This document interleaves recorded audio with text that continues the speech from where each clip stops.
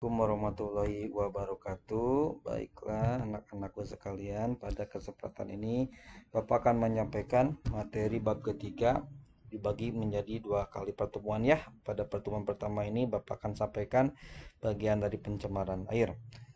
Bab kedua ini tentang pencemaran lingkungan ini, istilah-istilah yang penting yang akan muncul nanti adalah pencemaran air, udara, tanah, lingkungan, polutan, tercemar, ekosistem, limbah rumah tangga, limbah industri, dan limbah pertanian. Ya, eh, jadi Bapak akan menjelaskan menurut peta konsep pencemaran lingkungan dibagi menjadi tiga. Yang pertama udara, air, dan tanah. Untuk pertemuan ini Bapak akan menjelaskan hanya pada pencemaran air saja. Nah, tujuan pembelajarannya pertama menjelaskan pengertian pencemaran lingkungan, menjelaskan macam-macam pencemaran lingkungan, menjelaskan pengertian pencemaran air, menyelidiki pengaruh air jernih dan tercemar terhadap kondisi pergerakan ikan. Ini nanti tugas mandiri. Membuat gagasan tentang bagaimana mengatasi dan mengurangi pencemaran air, menjelaskan pengertian pencemaran udara, menyebutkan faktor-faktor penyebab pencemaran udara, menjelaskan dampak pencemaran udara, menjelaskan pengertian pencemaran tanah, menjelaskan dampak pencemaran tanah, membuat gagasan untuk mengurangi dampak pencemaran tanah. Tuh ya, banyak sekali tujuan pembelajarannya. Kemudian perhatikan gambar berikut, ini adalah bentuk dari salah satu contoh pencemaran air ya. Perumahan yang di belakang atau di depannya rumah ini ada sungai yang tercemar limbah sampah. Berikut ini contoh dari pencemaran terhadap tanah itu sendiri, dan yang ketiga ini contoh dari pencemaran udara ya, kabut pekat, asap pekat dari limbah industri udara ya. Nah, pengertian pencemaran lingkungan adalah masuknya atau dimasukkannya makhluk hidup, zat, energi, dan atau komponen lain ke dalam lingkungan oleh kegiatan manusia ya. Nah, akibatnya kualitas turun sampai ke tingkat tertentu yang menyebabkan lingkungan hidup tidak dapat berfungsi sesuai dengan peruntukannya. Nah, pencemaran lingkungan itu terjadi tidak lain karena akibat dari kumpulan kegiatan manusia atau populasi, kegiatan perorangan, dan juga akibat faktor alam, yaitu gunung meletus, ya ada abu vulkanik, contohnya meletusnya gunung Merapi ya. Nah, zat yang dapat mencemari lingkungan dan dapat mengganggu kelangsungan hidup makhluk hidup disebut polutan. Jadi polutan itu bisa terdiri dari zat kimia ya, fisikanya contoh debu, bisa juga suara, juga bisa radiasi atau panas. Kapan suatu zat dapat dikatakan sebagai polutan? Nah, polutan itu bisa dikatakan suatu zat jadi polutan itu pertama kadarnya melebihi batas normal atau ambang batas. Yang kedua, berada pada waktu yang tidak tepat, dan yang ketiga berada pada tempat yang tidak semestinya. Pencemaran air adalah masuknya makhluk hidup, zat, energi, atau komponen lain ke dalam air, sehingga kualitas air turun sampai ke tingkat tertentu yang menyebabkan air tidak berfungsi lagi sesuai dengan peruntukannya. Nah, air itu dikatakan tercemar apabila sudah berubah warna, ada baunya, derajat keasamaannya berubah ya. Yang netral itu 6,2 sampai 7,2 pH-nya. Dan yang ketiga tidak terasa ada rasa lainnya, seharusnya tawar ya.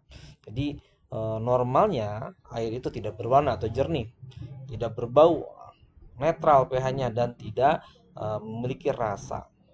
Nah, pencemaran air itu bisa terjadi pada sumber mata air, sumur, sungai, rawa-rawa, danau, bahkan air laut ya. Ini. Nah, pencemarannya bisa satu dari limbah rumah tangga, dua limbah industri, dan dari limbah pertanian. Baik, kita bahas satu persatu. Yang pertama, faktor penyebab pencemaran air itu sumber polutan itu adalah limbah industri. Ya, ini banyak yang dibuang ke saluran umum secara langsung. Nah, bisa organik, bisa anorganik ya. Timbul bau yang menyengat. Nah, kemudian limbah rumah tangga ini juga banyak sekali. Jadi dari hasil samping kegiatan perumahan, bisa dari rumah tangga itu sendiri, pasar, rumah makan, rumah penginapan atau hotel, perkantoran, juga bisa dari puing ya, atau bekas-bekas bengkel ya, dibuang ke perairan. Nah, limbah pertanian itu bisa dari pupuk, bahan kimia, insektisida yang berbahaya. Ya, ini eh, menimbulkan, misalkan dari urea itu ada blooming algae ya. Jadi tumbuhannya banyak di menutup permukaan air. Dampak pencemaran air, pertama, penurunan kualitas lingkungan. Jadi akan menurunkan kualitas lingkungan itu sendiri ya. Yang kedua, bagi kesehatan ada penyakit, nyamuk, lalat itu yang berkembang biak di media air. Yang berikutnya nih, penyebab akibat pencemaran itu ada berbagai macam penyakit, virus, bakteri, protozoa, metazoa, ya bisa menyebabkan penyakit diare, kolera, disentri, ya, askaris dan lain sebagainya. Nah, eh, juga tadi sebutkan ada pemekatan pemekatan hayati ya. Tadi banyaknya eh, tanaman ya, tumbuhan di atas permukaan air menyebabkan kurang sinar ke matahari, akibatnya fitoplankton, zooplankton menjadi hilang ya. Kemudian mengganggu pemandangan tentunya ya. Kemudian mempercepat proses kerusakan benda ya.